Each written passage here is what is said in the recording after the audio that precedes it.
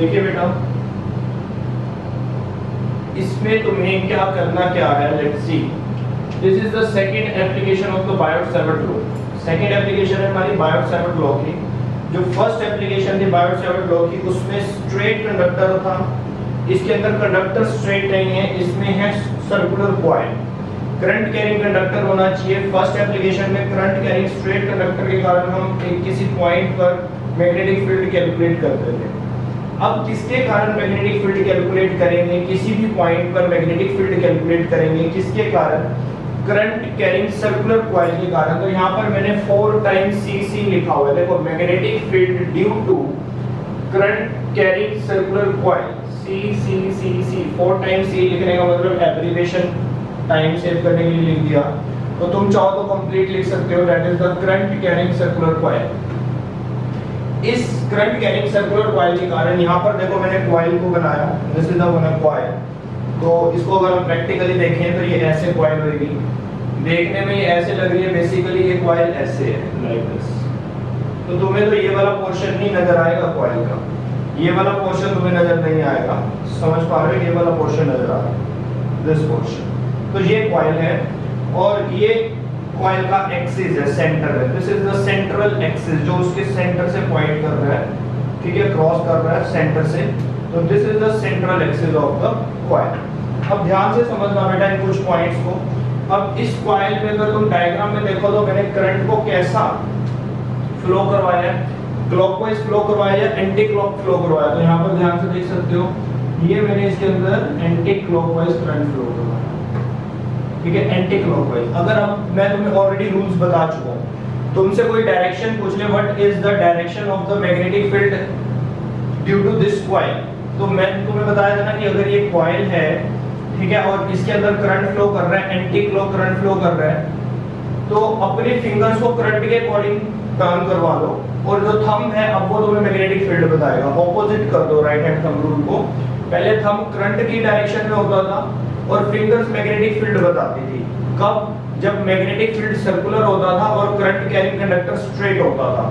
अब जब current carrying conductor circular है तो मैग्नेटिक फील्ड स्ट्रेट हो जाएगा, तो थंब क्या इंडिकेट करेगा, अब थंब इंडिकेट करेगा direction of the magnetic field. और ये जो सर्कुलर कॉइल है ये कैसे इंडिकेट करेंगे, इस फिंगर्स के साथ। तो अब तुमने अपने फिंगर्स को उस डायरेक्शन में कर्ल करना है जिस डायरेक्शन में करंट फ्लो कर रहा है। तो देखो करंट फ्लो कर रहा है एंटी क्लॉक, तो मैं अगर राइट हैंड को यूज करना है, एंटी क्लॉक ये ऐसे फिंगर्स को रोटेट करूंगा तो थंब देखो तुम्हारी तरफ आ रहा है, ठीक है। तो दैट मींस इसका जो सेंटर एक्सिस है, सेंट्रल एक्सिस है, जो इसके सेंटर से एक्सिस क्रॉस कर रहा है, उस एक्सिस के अलोंग मैग्नेटिक फील्ड तुम्हारी तरफ आएगा। अगर क्लॉकवाइज करंट फ्लो करेगा तो उसी एक्सिस के अलोंग मैग्नेटिक फील्ड इनवर्ड होगा, अंदर की साइड होगा। तो अगर यहाँ पर मैं डायरेक्शन बनाऊं तो डॉट बनाऊं या क्रॉस बनाऊं, जरा मैसेज करके मुझे समझाएंगे एक बारी। अगर मैं यहाँ पर डायरेक्शन बनाऊं तो डॉट बनाऊं या क्रॉस बनाऊं, तो ये जरा मुझे जल्दी से बताएंगे। तो आंसर है डॉट, गौतम का आंसर है बहुत बढ़िया, that is the dot. Dot का मतलब है तुम्हारी तरफ। तो ये चीज तुम्हें पता है। अब लेकिन इसको थोड़ा सा हमें प्रूफ करना है with the help of the application. तो मैं तुम्हें ये भी बता दूं, ये एप्लीकेशन फर्स्ट एप्लीकेशन से बहुत ज्यादा इंपॉर्टेंट है।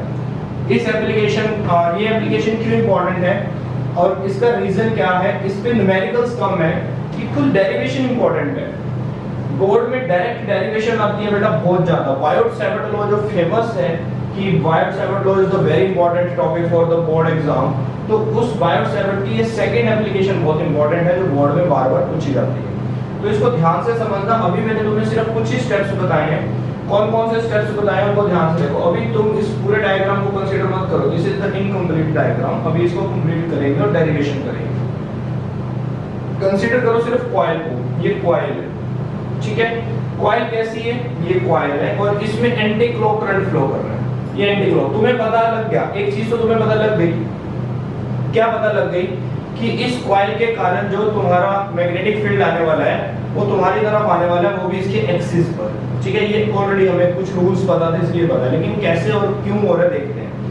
एंटी क्लॉक करंट फ्लो कर रहा है। अब वन शॉट में, एक ही शॉट में तुम क्या पूरी कॉइल का मैग्नेटिक फील्ड कैलकुलेट कर सकते हो एट एनी पॉइंट P। तो मैंने कुछ इसके सेंटर से, O सेंटर से एक पॉइंट ले लेता हूँ P पॉइंट, ठीक है, ये पॉइंट है, यहीं भी बना देते हैं P। तो इस P पॉइंट पर x डिस्टेंस पर, सेंटर से x डिस्टेंस पर मैंने एक पॉइंट ले लिया P, वो भी इसके एक्सिस पर, ऑन इट्स एक्सिस, ठीक है। एक पॉइंट लेता हूँ P और यहाँ पर मुझे कैलकुलेट करना है मैग्नेटिक फील्ड। क्यों, किसके कारण? Due to current carrying circular coil के कारण। तो बेटा मैग्नेटिक फील्ड कैलकुलेट करने का अभी तक तुम्हारे पास, चलो एक बात बताओ, मैग्नेटिक फील्ड कैलकुलेट करने के अभी तक कितने मेथड सीख लिए तुमने, कितने फार्मूलाज हैं तुम्हारे पास? बेसिक फार्मूला की अगर हम बात करें तो कितने हैं बेसिक फार्मूले? उनको अल्टरनेट कर करके या उनको चेंज कर करके यूज नहीं करना, सिंपल एक जो बेसिक फार्मूला है मैग्नेटिक फील्ड का, वो कौन सा है तुम्हारे पास? जैसे ग्रेविटेशनल फील्ड का है एक फार्मूला, ग्रेविटेशनल फोर्स कैलकुलेट करने का होता है फार्मूला हमारे पास, एक कूलम्ब्स लॉ का भी फार्मूला है इलेक्ट्रोस्टैटिक फोर्स कैलकुलेट करने का। मैग्नेटिक फोर्स को कैलकुलेट करने का अभी तक कौन सा फार्मूला तुमने जनरेट किया, बता सकते हो? तो आंसर है सिंपल, जो बायोट-सैवर्ट का सिंपल फार्मूला था, क्या था? dB को कैलकुलेट करने का क्या फार्मूला था? म्यू नॉट अपॉन में 4 pi I dl sin theta divided by r square. Basic formula तुम्हें अभी तक किसने दिया? सिर्फ और सिर्फ बायोट-सैवर्ट ने ही दिया। तो इसलिए ये एप्लीकेशन किसकी है? बायोट-सैवर्ट लॉ की है। तो डेट मींस बायोट-सैवर्ट लॉ को यूज करना है और मुझे इस P पॉइंट पर मैग्नेटिक फील्ड बताना है due to the current carrying circular coil, ठीक है।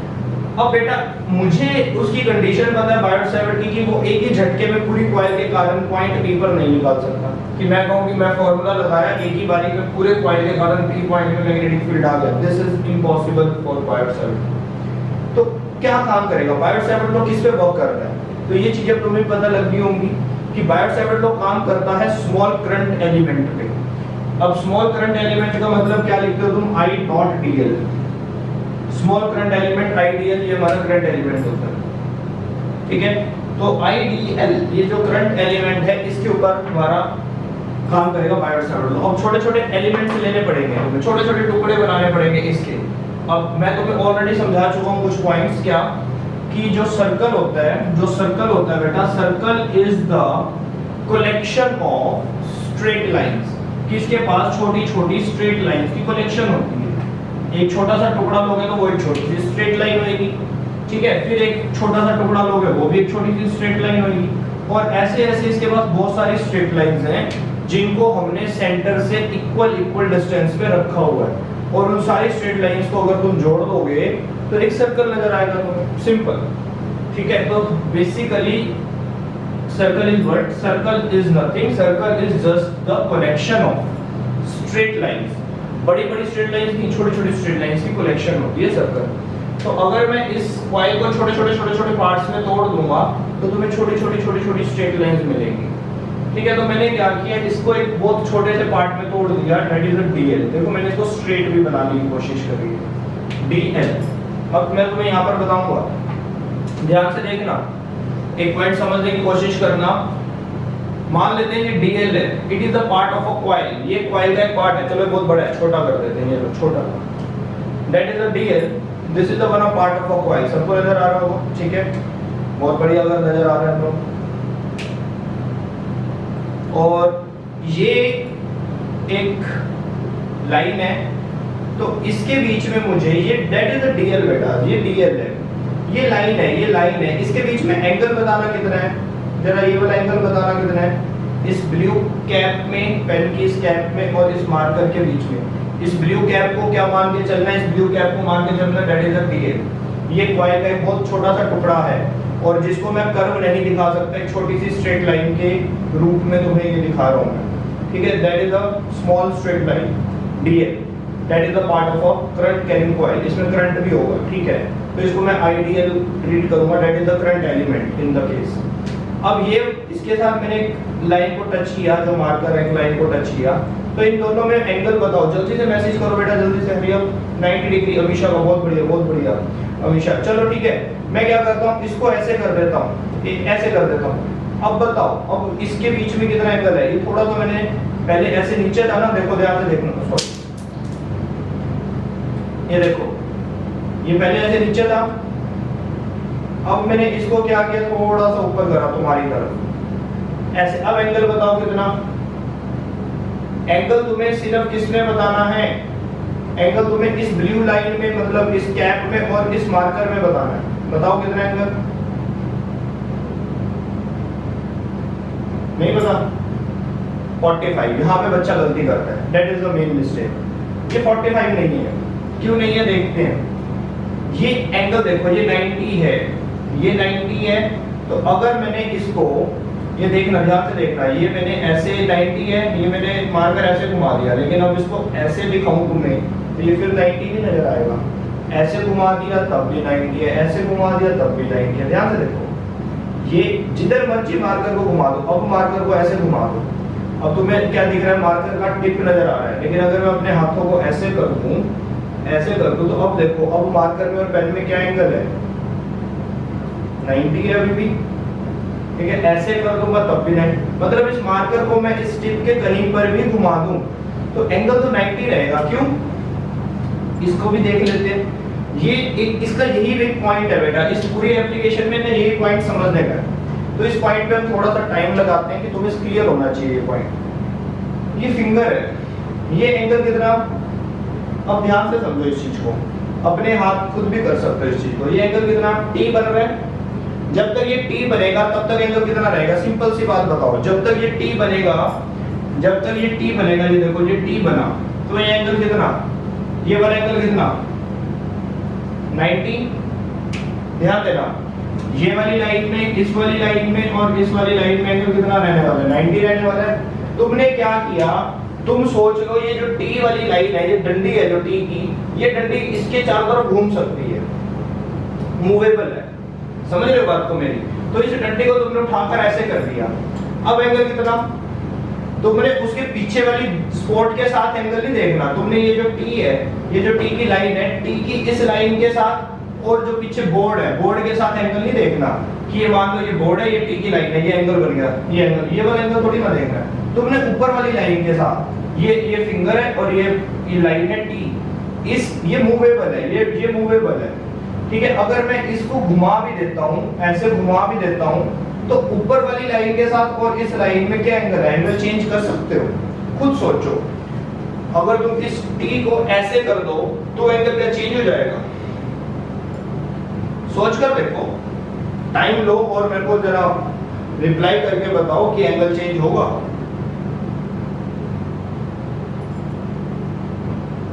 बोलिए। अक्षित क्यों नहीं ज्वाइन कर रहे हैं?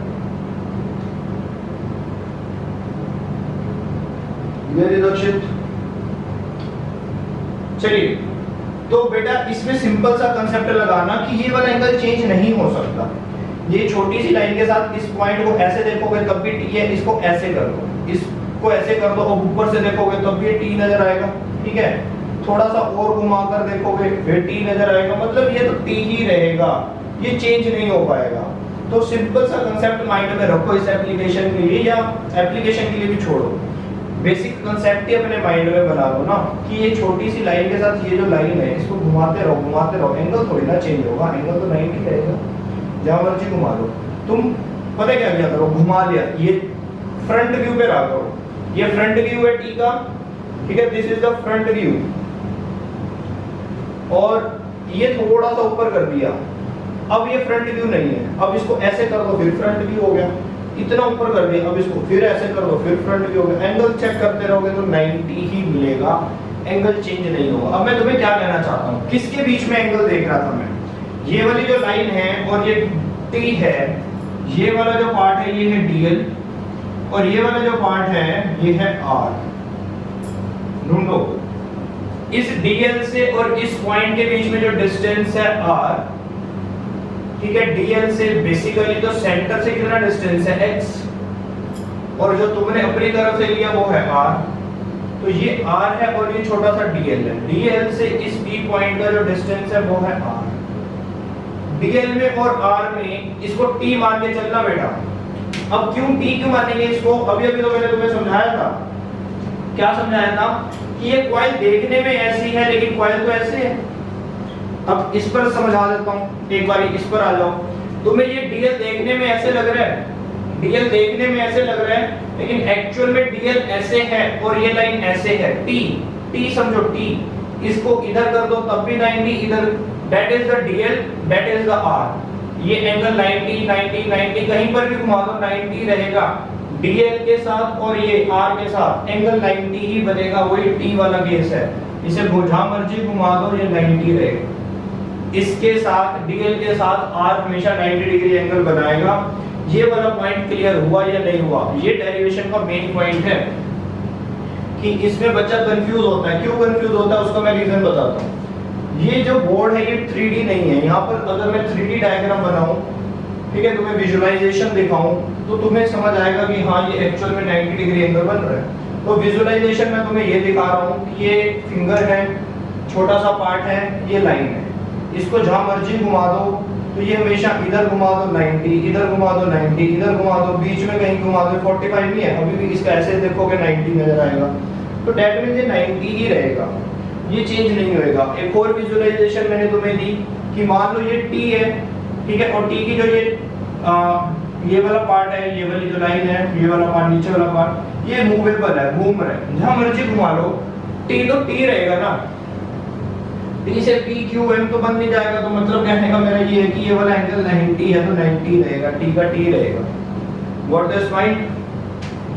जल्दी से बताओ बेटा, ये पॉइंट क्लियर है? यस नो करो, फिर मैं आगे डेरिवेशन पे चलता हूं। हाँ, नोट्स के लिए मैं तुम्हें समझा देता हूं। आज के जो मैं तुम्हें नोट्स बनवाऊंगा तुम्हें नहीं बनाने, खुश रहो, ऐश करो, जिंदगी जियो अपनी, समझना है। आज सिर्फ समझने का काम है। क्यों?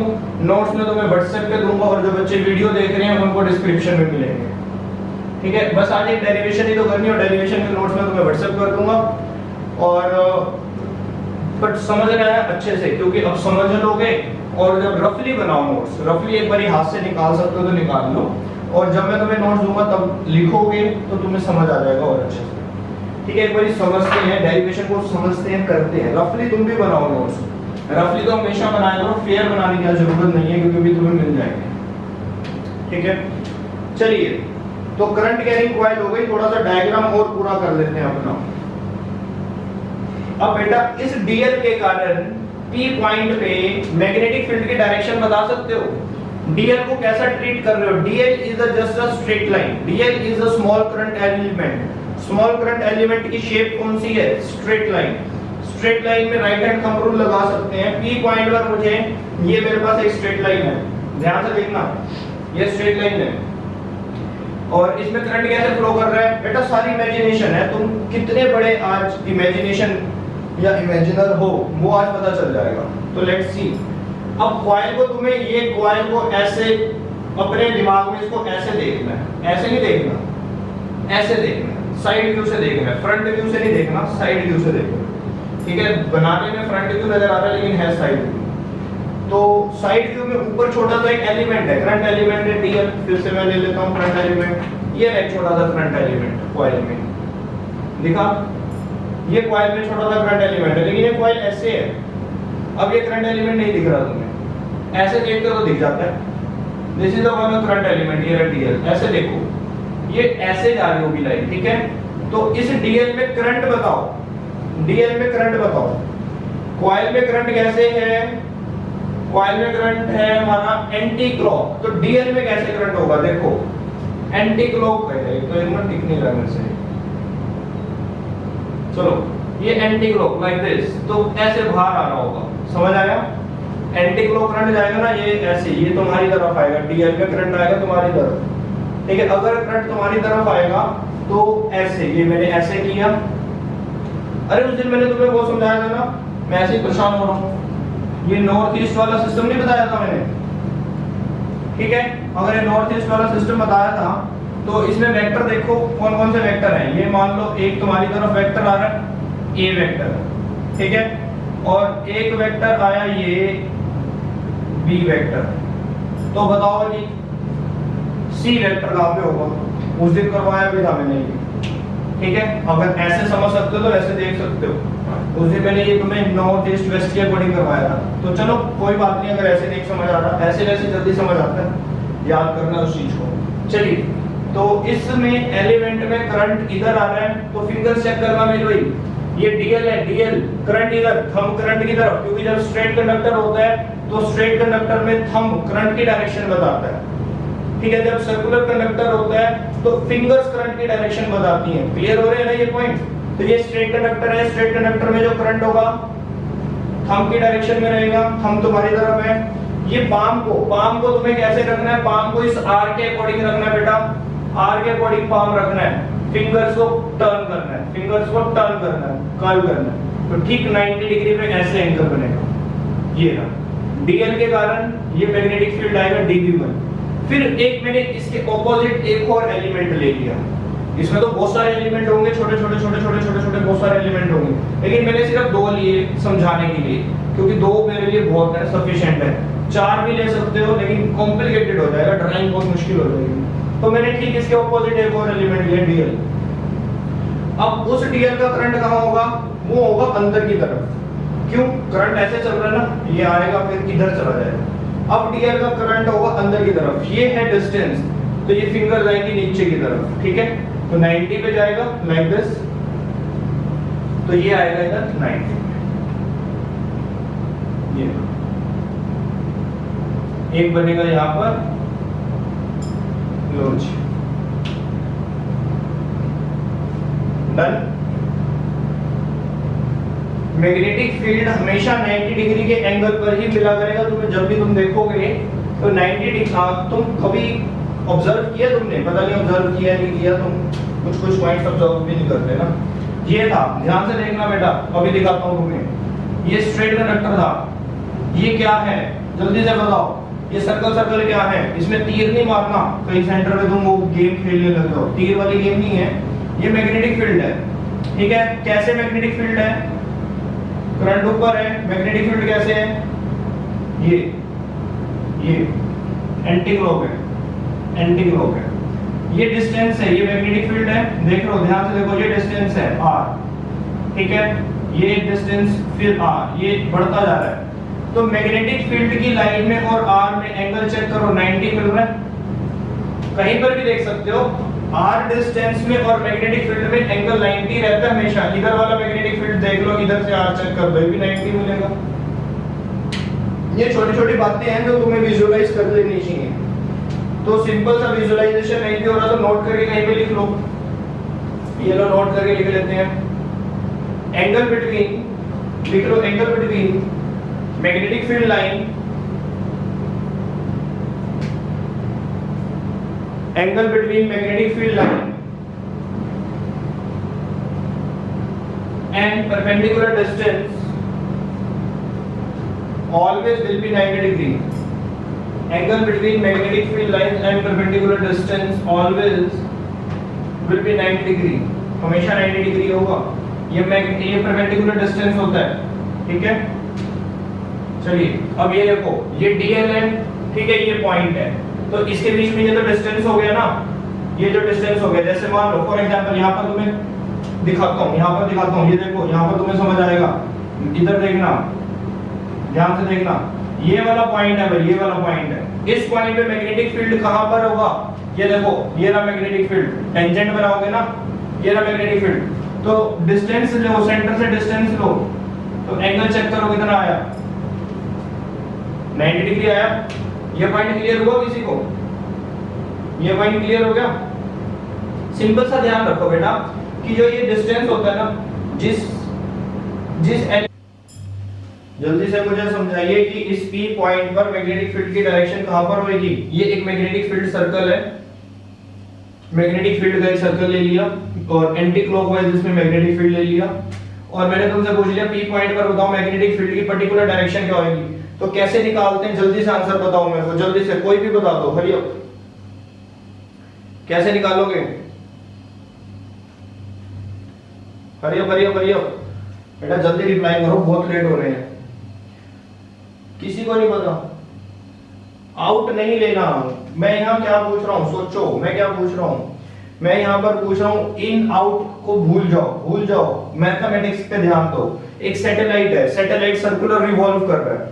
ठीक है, अब मैं किसी पर्टिकुलर इंस्टेंट पर तुमसे पूछता हूँ कि बताओ सैटेलाइट नॉर्थ में जा रहा है, नॉर्थ ईस्ट में जा रहा है, साउथ में जा रहा है, वेस्ट में जा रहा है, कहाँ जा रहा है, कैसे देखोगे? तो क्या मेथड है? सर्कुलर मोशन में तुम अपनी डायरेक्शंस को कैसे चेक करते हो बताना? टेंजेंट लगाकर करते हो। अगर ये ऐसे एंटी क्लॉक जा रहा है तो यहाँ पे टेंजेंट लगेगी, ये डायरेक्शन। इस पॉइंट पर अगर मैं मैग्नेटिक फील्ड की डायरेक्शन पूछ लूं तो ये रही। तो कैसी कैसी बातें कर रहे हो, बच्चों वाली बातें कर रहे हो तुम। सर्कुलर ट्रैक पे डायरेक्शंस को निकालने के लिए एक लौता ही तुम्हारे पे तरीका होता है, टेंजेंट निकालना। पता है या नहीं पता? अब ये है centre point, this is the one centre point. ये सोर्स है, इसमें करंट फ्लो कर रहा है। मान लो ये वाली चीज को विजुलाइज करो ना, ये करंट है, करंट कैरिंग कंडक्टर है, ये सर्कल है, मैंने यहाँ पर ये सर्कल बना दिया। एक सेंटर पॉइंट से ये डिस्टेंस है कुछ, से that distance is the R. ये करंट एलिमेंट है, ये सोर्स है, this is the source. Source का मतलब है इसमें करंट चल रहा है, इसके कारण यहाँ पे मैग्नेटिक फील्ड बन रहा है। उस मैग्नेटिक फील्ड में से मैंने एक सर्कल यहाँ पे बना दिया, ठीक है। किसी एक पॉइंट पर मैंने तुमसे पूछ लिया कि मुझे इस पॉइंट पर बताओ कि what is the direction of the magnetic field. तुमने क्या किया, टेंजेंट लगाई और मेरे को डायरेक्शन बता दी। अगर वो टेंजेंट तुम्हारी तरफ आएगी तो तुम कहोगे आउट है, ये भी कह सकते हो। चलिए, अब ये डिस्टेंस r है, this is the distance between source and that point where you have to calculate magnetic field. उस डिस्टेंस को मैंने r ले लिया, ठीक है। ये डायरेक्शन हो गई मैग्नेटिक फील्ड की। तो इसमें एंगल देखो कितना है, 90 डिग्री का एंगल है। से यस और नो, अब भी नहीं समझ आया क्या? तो मैं तुम्हें समझाना क्या चाहता हूं, उस चीज को कैप्चर करो कि हमेशा सोर्स से, जहां से मैग्नेटिक फील्ड जनरेट हो रहा है, उस सोर्स से जिस पॉइंट में तुमने मैग्नेटिक फील्ड कैलकुलेट करना है, वो जो डिस्टेंस होगा और मैग्नेटिक फील्ड की जो डायरेक्शन होगी, डिस्टेंस और मैग्नेटिक फील्ड की डायरेक्शन में 90 डिग्री का एंगल बना करेगा। हमेशा बनता है, बना क्या करेगा, हमेशा बनता है। तो ये चीज क्लियर हुई है या नहीं हुई? अगर यहां से तुम डिस्टेंस देखोगे, यहां से ये भी डिस्टेंस r है, तो ये भी एंगल 90 होगा। कहीं पर भी तुम मैग्नेटिक फील्ड की डायरेक्शन में और डिस्टेंस में एंगल चेक करोगे, 90 मिलेगा। तो yes, is it clear? Thumbs up या थम्स डाउन, जल्दी से करो, hurry up hurry up. Thumbs up या thumbs down, hurry up. Clear हुआ? अब इधर इस डायग्राम पे आ जाओ, इसी डायग्राम को यहां पर अप्लाई करते हैं, ठीक है। अब मेरे पे ये सोर्स है DL, ये DL क्या है, करंट एलिमेंट है। तो DL इज द सोर्स, और ये जो डिस्टेंस है P पॉइंट पर तुमने कैलकुलेट करना है, तो this is the distance R, ये R है। R में और मैग्नेटिक फील्ड की डायरेक्शन में जो भी मैग्नेटिक फील्ड होगा, जैसे ये मैग्नेटिक फील्ड है मान लो dB, तो अब इस एलिमेंट के कारण ये मैग्नेटिक फील्ड है dB, तो ये डिस्टेंस है R।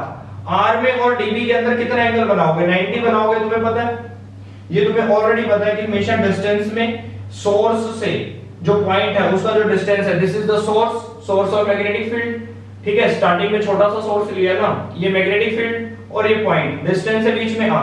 तो इस डिस्टेंस में और मैग्नेटिक फील्ड में एंगल बनेगा 90, तो ये 90 डिग्री एंगल बना। समझ आया? अभी भी नहीं आया? ये बताओ, ये dB 90 क्यों बना, समझ आ गया? और इसकी डायरेक्शन इधर क्यों है, वो है right hand thumb rule. Angle तुम्हें पता है, एंगल तुम्हें पता है कि जो डिस्टेंस में और मैग्नेटिक फील्ड में एंगल बनेगा वो बनेगा 90, ये तुम्हें पता है। लेकिन वो किस डायरेक्शन में जा रहा है मैग्नेटिक फील्ड, इसके लिए तुम्हें अपना राइट हैंड थंब रूल लगाना पड़ता है। जैसे मैंने ये क्लॉकवाइज या एंटी क्लॉक लिया, मैग्नेटिक फील्ड ऐसे घूम रहा है या ऐसे घूम रहा है, इसके लिए तो क्लॉकवाइज या एंटी क्लॉक देखने के लिए राइट हैंड थंब रूल लगा था। यहाँ पर भी ये करंट एलिमेंट था, ये तुम्हारा हाथ था, तो ऊपर की तरफ जाना था ऐसे। तो ये तो तुम्हें पता कि 90 होगा, लेकिन ऊपर की तरफ होगा, नीचे की तरफ नहीं होगा। ये समझ आ गया राइट हैंड से? तो ये चीज समझ आ गई या नहीं? 90 तो समझ आ गया ना, डिस्टेंस में, दैट इज द सोर्स, यहां से मैग्नेटिक फील्ड जनरेट होगा। इस पॉइंट पर तुमने कैलकुलेट करना है, ये डिस्टेंस है, इसके बीच में एंगल होगा 90, ठीक है। ऐसे ही नीचे वाले केस में भी हो जाएगा, इसमें भी एंगल 90 आएगा, सिंपल है, ठीक है। ये आएगा नीचे की तरफ। क्यों ऊपर की तरफ क्यों नहीं आया? क्योंकि इसमें थंब तुम्हारी तरफ नहीं है, थंब अंदर की तरफ है। थंब अंदर की तरफ क्यों है? क्योंकि ये मैं बार बार कह रहा हूं ना, कॉइल को ऐसे नहीं, ऐसे विजुअलाइज करना है। ये वाले करंट एलिमेंट में और करंट, इसमें करंट मान रखा है मैंने, कंसीडर किया हुआ है current anti clock. Anti clock का मतलब है ऐसे चलकर ऐसे जाएगा, अंदर की तरफ जाएगा, फिर तुम्हारी तरफ ऊपर से बाहर आएगा, फिर अंदर जाएगा, फिर ऐसे चलेगा करंट, ठीक है। जब अंदर जाएगा तो तुम्हारा थंब अंदर जाएगा, थंब अंदर जाएगा, पाम ऐसे, फिंगर्स नीचे, मतलब ऐसे घूमेंगी। तो ये 90 डिग्री तुम्हें पता ही होता है। इतना क्लियर हो गया सबको? आगे करें स्टार्ट? बस अब 5 मिनट का काम रह गया।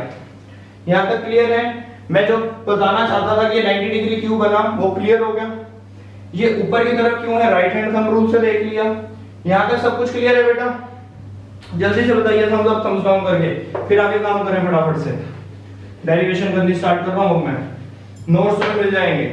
क्लियर है जल्दी बताइए, हरी अप, थम्स अप, नहीं तो फिर रिपीट कर दें।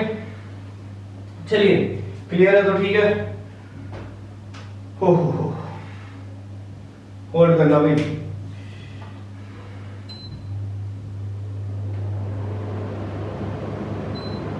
चलिए फुल गर्मी है, हो गया। अब करना क्या है, हाँ देखो यहां पर देखो, ध्यान से देखना,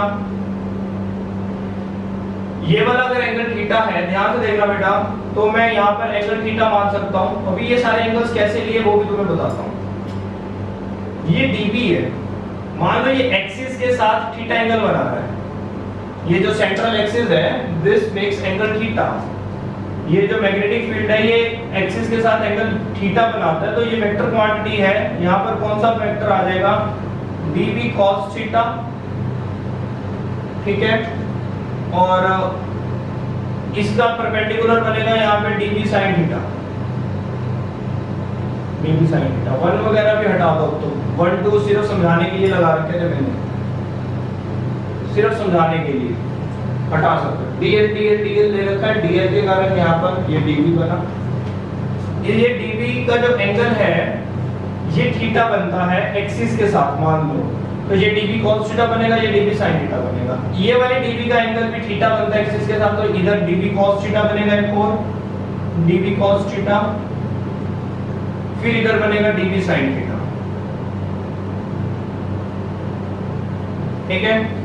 अब तुम खुद देख रहे हो कि यहाँ पर डीबी sin थीटा तो कैंसिल आउट हो जाएगा, तो जितने भी कंपोनेंट्स लोगे, मतलब इसमें जितने तुम डीएल कंसीडर करते चले जाओगे, ध्यान से देखो इस चीज को, जितने भी डीएल कंसीडर करोगे सभी डीएल का dB sine theta cancel out हो जाएगा एक दूसरे से। जैसे इस डीएल का इसके ऑपोजिट वाले डीएल ने काट दिया, अगर इधर कोई डीएल लोगे तो उसके ऑपोजिट वाला डीएल काट देगा। हर डीएल के साथ एक ऑपोजिट डीएल मिल जाएगा तुम्हें, हर डीएल के साथ ऑपोजिट डीएल मिलेगा। इधर अगर मैं डीएल ले लेता तो एक इधर डीएल वाला उसको काट देता, इधर कोई डीएल ले लेता तो इधर से डीएल काट देता, मतलब हर डीएल का एक ऑपोजिट डीएल मिलेगा और डीबी साइन थीटा कट हो जाएगा। तो कोई कहीं पर भी तुम डीएल ले लो तो उसका डीबी साइन थीटा कट हो जाएगा, और जो उसका डीबी cos थीटा है तो उसका डीबी cos थीटा उस एक्सिस पे आ जाएगा अपने आप, तो डीबी cos थीटा आ जाएगा एक्सिस पर और डीबी साइन थीटा हो जाएगा कैंसिल आउट। तो ये वाला पॉइंट सबको क्लियर हो गया होगा, ठीक है। तो बचेगा क्या, डीबी साइन थीटा तो कटते चले जाएंगे, एक दूसरे के साथ कैंसिल आउट होते चले जाएंगे, और डीबी cos थीटा सारे एक्सिस पर आते चले जाएंगे। ये तो कुछ मैंने डेरिवेशन के अंदर थ्योरी बना के इंग्लिश में 2-3 लाइनें लिख रखी है, तुम देख लेना कि dB sine theta cancel out हो जाता है, मेरे पास रिमेनिंग क्या रह जाता है, डीबी cos थीटा, और वो भी किस पे होता है, सिर्फ एक्सिस पर। तो जितने भी डीएल होंगे हर डीएल का डीबी cos थीटा तुम्हें मैग्नेटिक फील्ड देगा। क्यों मैग्नेटिक फील्ड क्यों देगा, क्योंकि ये मैग्नेटिक फील्ड का तो कंपोनेंट है। बेसिक मैग्नेटिक फील्ड तो तुम्हारा ये है डीबी, ये डीबी के तो दो टुकड़े हो गए, एक डीबी cos थीटा बन गया, एक डीबी sin थीटा बन गया, डीबी तो खत्म हो गया, ठीक है। DB sin theta cancel out हो गया, बचा गया डीबी cos थीटा। तो डीबी cos थीटा ही तुम्हारा वो कंपोनेंट है जो तुम्हें एक्चुअल में मैग्नेटिक फील्ड वहां पर प्रोवाइड करेगा। तो ठीक है, जितने भी डीएल होंगे, अगर इसमें 10 डीएल हैं तो यहाँ पर इसकी एक्सिस पे 10 डीबी cos थीटा आ जाएंगे, 10 डीबी cos थीटा मिलेंगे तुम्हें on the axis of the central axis of the point, ठीक है। यहाँ तक हो गया बेटा सारा। तो अब नेट मैग्नेटिक फील्ड जो आएगा, मैं सीधा डेरिवेशन कर रहा हूँ, वो इंग्लिश वगैरह जो लिखनी है वो नोट्स में से देख लेना। तो नेट मैग्नेटिक फील्ड जो आएगा, ध्यान देना बेटा, डेरिवेशन शुरू हो गया, 5 मिनट देना मुझे सिर्फ डेरिवेशन को खत्म करने के लिए। जो नेट मैग्नेटिक फील्ड आएगा डीबी, या ये लगा लो जो नेट मैग्नेटिक फील्ड आएगा वो क्या आएगा, डीबी cos थीटा। ध्यान से देखना, सारे डीबी को अगर मैं प्लस कर दूं, सभी डीबीज को अगर मैं प्लस कर दूं डीबी cos थीटा को, तो तुम्हें नेट मैग्नेटिक फील्ड मिल जाएगा। क्यों, डीबी sin थीटा तो खत्म हो गए, एक दूसरे से कैंसिल आउट हो गए, बच क्या रहे डीबी cos थीटा। तो डीबी cos थीटा को प्लस करते जाओ, तुम्हें नेट मैग्नेटिक फील्ड मिल जाएगा। अगर इसमें 10 एलिमेंट है तो 10 डीबी cos थीटा प्लस कर दो तो तुम्हें नेट मैग्नेटिक फील्ड मिल जाएगा। तो 10 डीबी cos थीटा प्लस करने से अच्छा उसको इंटीग्रेट करो, इंटीग्रेट का मतलब क्या होता है, प्लस करना। और मैं तुम्हें गॉस में भी तुम्हें याद होगा, गॉस में भी हम ऐसे करते थे, सर्कुलर केस में क्लोज इंटीग्रेशन करते हैं, तो सर्कल लग गया क्लोज इंटीग्रेशन, याद है ना कि लिमिट क्या है, क्लोज इंटीग्रेशन में लिमिट नहीं लगती, क्योंकि इसमें कोई एंड नहीं होता, कोई स्टार्टिंग नहीं होती, बस कर दो। तो ये क्लोज इंटीग्रेशन हमने यहाँ पर कर दी, दिस इज हमारा क्लोज इंटीग्रेशन। तो अब dB की वैल्यू पुट कर दो, ठीक है, but dB is equal to what, ध्यान से देखना, but dB is equal to I dl sin theta mu naught upon में 4 pi I dl sin theta divided by r square. अब बेटा ध्यान से देखना, यहाँ पे कहां से लिया ये तुमने, बायोट-सैवर्ट लॉ से उठाया ये वाला मुद्दा, ये जो फार्मूला है ये तुमने बायोट-सैवर्ट को यूज किया। बट बायोट-सैवर्ट क्या कहता है, ये थीटा किस किस के बीच में एंगल होता है, ये जो थीटा एंगल है ये किस किस के बीच में है, दिस थीटा एंगल बिटवीन, तो मैंने लिखवाया भी था तुम्हें, अब दोबारा लिखवा देता हूं, चलो। ये जो थीटा एंगल होता है बेटा, ये होता है dl के बीच में एंड r के बीच में, ये एंगल होता है dl के बीच में और r के बीच में। ध्यान से देखो, थीटा एंगल किसके बीच में, dl में और r में, ठीक है। तो अभी मैंने इतना सिर अपना थकाया, इतना सिर दर्द किया अपना, तुम्हें ये dl और r का एंगल समझाने के लिए। dl में और r में एंगल कितना होता है, t जो मैं बता रहा था, t क्या था, t के ऊपर वाली लाइन क्या थी, dl, ठीक है, और नीचे वाली लाइन, ये वाली लाइन क्या थी, r। तो ये r को ऊपर ले जाओ, नीचे ले जाओ, जहां मर्जी ले जाओ, तो 90 रहेगा। तो ये फिक्स होता है, याद कर लो। ये नोट, वैसे नोट्स में मैंने लिखा हुआ है, तुम क्या लिखोगे, नोट्स में मैंने ऑलरेडी ये चीज मेंशन की हुई है, देख लेना, ध्यान से लिखोगे ना जब नोट्स को, तो ये चीज सामने आएगी। तो dl और r में कौन से केस में, सर्कुलर कॉइल वाले केस में, सर्कुलर कॉइल वाले केस में जब तुम बायोट-सैवर्ट लॉ का फार्मूला लगाते हो, कभी भी ध्यान रखना, सर्कुलर कॉइल वाले केस में जब तुम बायोट-सैवर्ट लॉ का फार्मूला लगाते हो, तो ये थीटा हमेशा फिक्स रहेगा, 90 डिग्री रहेगा हमेशा के लिए। और sin 90 कितना होता है, किस केस में 90 रहेगा, ध्यान रखो, फिर से सुनो, कौन से केस में ये 90 रहेगा, ये 90 रहेगा सर्कुलर कॉइल वाले केस में।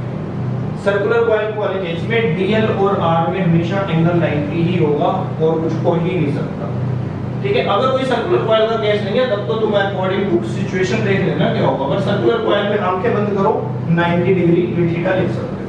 तो sin 90 होता है 1, ठीक है। तो यहाँ पर अब कुछ लाइनें लिखी हुई हैं, वो देख लेना, नोट्स तुम्हें मिल जाएंगे। तो ये 90 होने के कारण ये 90 डिग्री sin थीटा हटा दिया मैंने, तुम्हारे पास ये बच गया। इसका इंटीग्रेशन करना है, ध्यान रखना।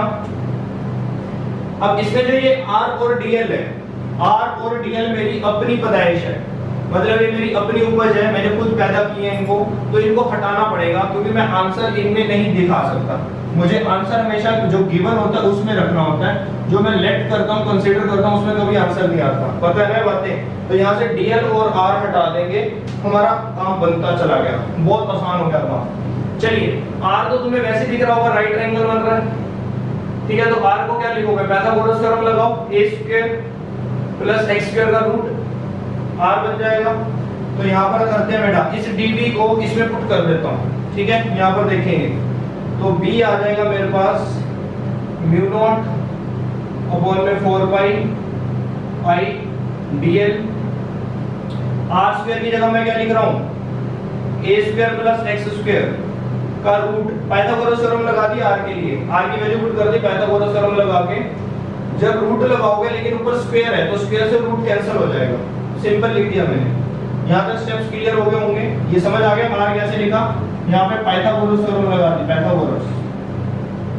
पाइथागोरस थ्योरम लगा दी यहाँ पे, ठीक है, r में लिया तुमने। अब dl, सॉरी, आगे cos थीटा तो भी है, cos theta as it is, ठीक है। dv की वैल्यू तो पुट कर दी, cos theta as it is लिख दिया, तो dv cos थीटा बन गया, dv cos थीटा। r की वैल्यू हटा दी, dl भी हटाना पड़ेगा, cos थीटा भी हटाना पड़ेगा, तो cos थीटा तो हट जाएगा, cos थीटा में तो दिक्कत नहीं आ रही। कैसे हट जाएगा cos थीटा,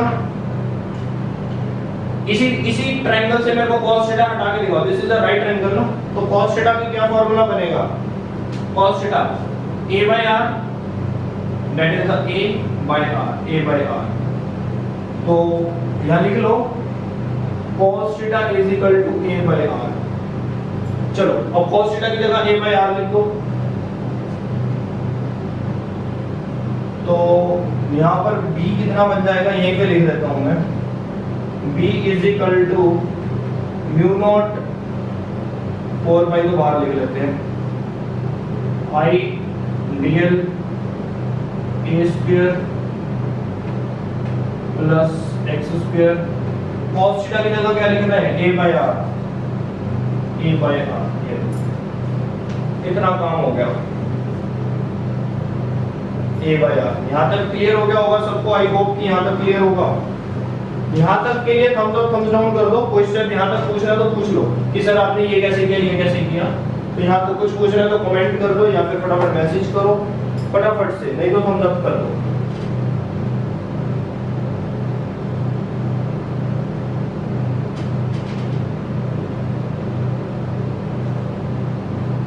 पूछ रहे हैं क्या?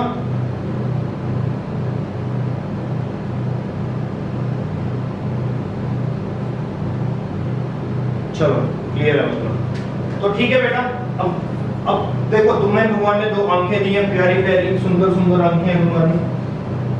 तो यहाँ पर तुम्हें दोबारा आर दिख रहा है, उन आंखों से, सुंदर सुंदर आंखों से आर दिख रहा है या नहीं दिख रहा? अगर आर दिख रहा है तो आर की वैल्यू पाइथागोरस थ्योरम से हम फिर निकाल लेंगे, ठीक है। तो उस सुंदर आंखों से इस आर की सुंदर वैल्यू पुट कर दो दोबारा से, लेकिन ध्यान रखना यहाँ पे आर स्क्वायर की वैल्यू पुट करी थी तो अंकों का इस्तेमाल अच्छे से करना, ठीक है।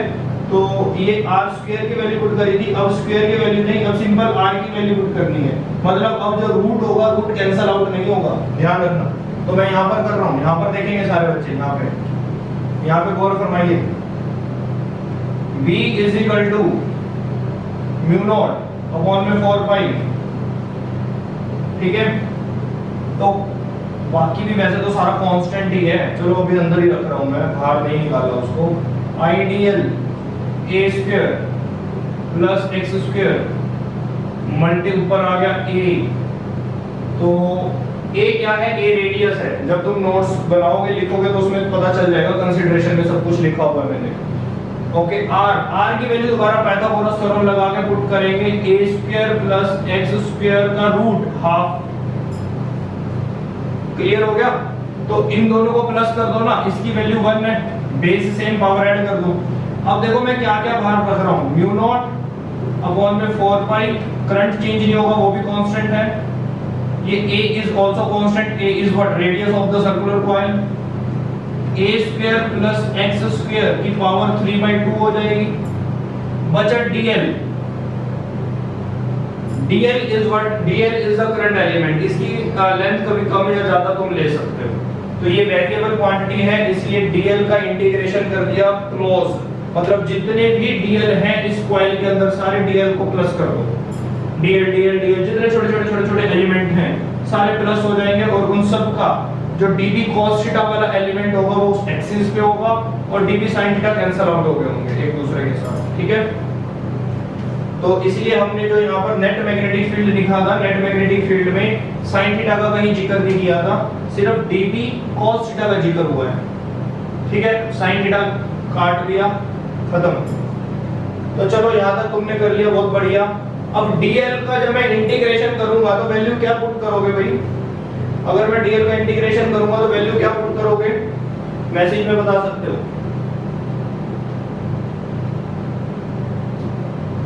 बेटा डेरिवेशन खत्म हो गई है, डेरिवेशन खत्म हो गया। डेरिवेशन तो 5 मिनट की थी ना, डेरिवेशन में क्या टाइम लगना था? डेरिवेशन तो कुछ है ही नहीं इसमें, सिर्फ r में पाइथागोरस थ्योरम लगानी है, एक cos थीटा की वैल्यू पुट करनी है। cos थीटा तो तुम सबको आता है, देखना a बाय r हो जाएगा cos थीटा, ठीक है। तो अब dl का इंटीग्रेशन बता दो। इंटीग्रेशन ऑफ dl मतलब टोटल dl कितना एरिया है, what is the area of this, और सॉरी एरिया कह रहा हूं, ये कितने dl आ सकते हैं, टोटल लेंथ कितनी है इस कॉइल की, what is the total length of the coil. तो आंसर है सर्कमफ्रेंस क्या होता है, 2 पाई r। टोटल लेंथ कितनी होगी कॉइल की, सर्कमफ्रेंस जितनी 2 पाई r, लेकिन रेडियस है a, तो 2 पाई a हो जाएगा। तो यहां पर आएगा 2 pi a, b is equal to mu naught 4 pi i a square plus x square 3/2, इसकी जगह आ जाएगा मल्टीप्लाई 2 पाई a, ये लो जी। तो 2 पाई a का मतलब क्या होगा, देखें ध्यान से दोबारा से, b इज इक्वल टू कुछ आंसर आ चुका है, दिस इज द आंसर। यहां पर तुम छोड़ दोगे बिल्कुल ठीक है आंसर। अच्छा ये डेरिवेशन मुश्किल तो नहीं लगी, इजी थी, या बहुत मुश्किल थी? ठीक है ना, बस डेरिवेशन हो चुकी है, 2 मिनट की क्लास है। तो अब थोड़ा सा इसको चाहो तो तुम चेंजेस कर सकते हो, मतलब कुछ कटिंग चाहो कटिंग कर सकते हो। अगर कटिंग नहीं करते, म्यू नॉट 4 पाई को मत छेड़ना, मैं यही कहूंगा। म्यू नॉट 4 पाई की वैल्यू रहती है हमारे पास, तो सिंपल सा केस कर सकते हैं। क्या केस कर सकते हैं? ये पाई a है और ये a है, तो इसको ऐसे लिख सकता हूं मैं, म्यू नॉट अपॉन में 4 pi i 2 pi a square plus x square 3/2। Pi a square क्या होता है? पाई a स्क्वायर इसका एरिया नहीं हो जाएगा इस कॉइल का। पाई r स्क्वायर एरिया होता है ना, रेडियस है a, तो पाई a स्क्वायर एरिया है। तो इसको चाहो तो, अगर तुम चाहते हो तो इसको a लिख सकते हो, नहीं भी लिखोगे तो मैं जस्ट वैसे ही टाइम पास कर रहा हूं। ठीक है, ये टाइम पास है,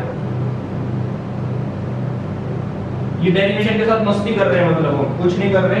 ये a लिखो या ना लिखो तुम्हारी मर्जी है। तो आंसर आ चुका है यहां तक। तो ये डेरिवेशन क्लियर है। इसमें छोटे छोटे पॉइंट्स हैं जो तुम्हें ध्यान में रखने पड़ सकते हैं। कैसे छोटे छोटे पॉइंट्स हैं? मैंने देखो अपने लेवल पर बहुत कोशिश की है कि तुम्हें सारे छोटे छोटे पॉइंट्स समझ आ जाए। अब आई होप कि आ गए होंगे, नहीं आए तो वीडियोस दोबारा देख सकते हो, नहीं तो तुम मेरे से डाउट्स ले सकते हो कि ये वाला 90 रहता है कि R में और मैग्नेटिक फील्ड में हमेशा एंगल 90 बनेगा, कहीं पर भी देख लेना वो 90 ही बनेगा। तो एक कांसेप्ट अपने माइंड में सेट कर लो, ठीक है। और ये T वाला कांसेप्ट मैंने तुम्हें बताया कि सर्कुलर कॉइल के अंदर, ठीक है, सर्कुलर कॉइल में जो एलिमेंट होगा और जो डिस्टेंस होगा उसमें हमेशा एंगल 90 आएगा, मतलब sin थीटा फिक्स हो जाता है सर्कुलर कॉइल का। sin थीटा का जो थीटा है वो हमेशा 90 रहता है, क्योंकि थीटा किसके बीच में होता है? थीटा होता है dl के बीच में और डिस्टेंस के बीच में, r के बीच में, पोजीशन वेक्टर के बीच में, तो वो हमेशा 90 होगा। तो क्लियर है? तो बेटा फटाफट थम्स अप करेंगे। क्लास कंप्लीट हो चुकी है आज की, जल्दी बताइए क्लियर है या कोई स्टेप रिपीट करना है? रिपीट करना है तो बता दो, रिपीट कर देंगे। हरी अप, क्लियर है? चलिए, बहुत बढ़िया बहुत बढ़िया। कल मिलते हैं, कल फिर आगे इसके स्पेशल केसेस और कुछ न्यूमेरिकल्स देखते हैं और हमें अच्छे से समझ आ जाए, ताकि